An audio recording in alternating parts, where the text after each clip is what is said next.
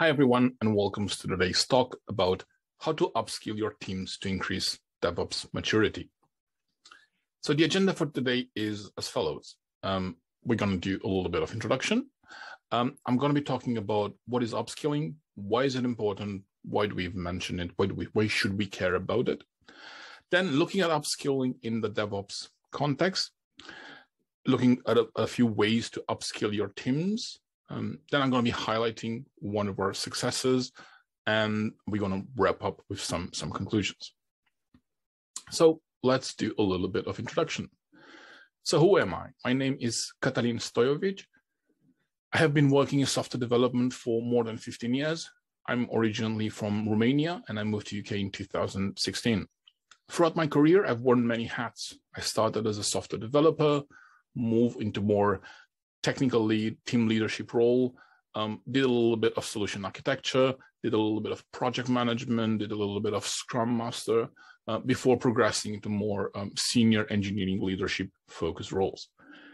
My experience is mostly in the corporate environment. I've been working with top 500 Fortune companies, leading large software development teams, developing and implementing scalable solutions, delivering high quality software products.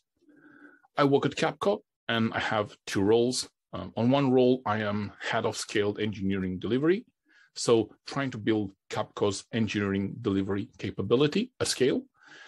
And because I need to be billable at the end of the day, I'm working with one of our clients. I'm working as a DevOps program lead for a global tier 1 bank. So Capco, who is Capco? Capco has been around the block since 1998. Is a business and technology management consultancy firm with a focus on financial services and dedicated energy division. Capco's operational headquarters are in London, England, with 32 offices across the Americas, Europe, and Asia Pacific. We operate at the intersection of business and technology, combining 20 plus years of experience in financial services consultancy and more recent development in the digital and technology capabilities. Our solutions spread across 5 domains and 3 types of services. So on one hand, we have the banking domains focusing on banking and payments, capital markets, wealth and asset management, insurance, and like I said, energy. And we offer services around the digital consultancy and technology. I was told by a good friend of mine that a good presentation starts with a powerful motto. Now, I'm not sure that this is a powerful motto, but when thinking about today's talk, this is the thing that came to mind.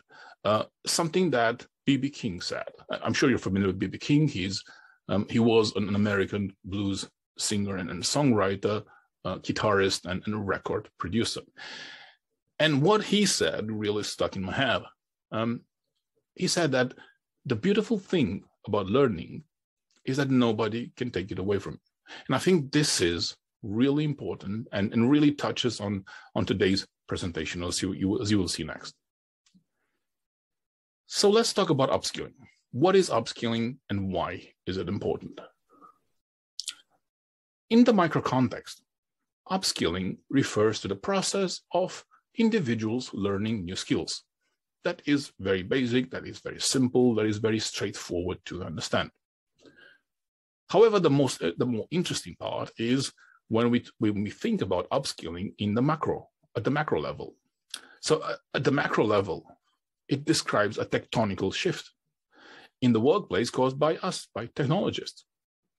Technology has created new possibilities that can be fully realized only by a modernized workforce. That means the workforce must learn new skills and competencies that are required for new or changing jobs. Upskilling really cuts across industries and is critical to individuals and employers alike. To be competitive in a digital age, individuals and companies require a learning for life mindset. They require collaboration with humans and machines, and a willingness to embrace new ways of doing things. The digital age requires that workers, no matter the industry, have technical skills and ability to acquire new competencies required by a fluid marketplace.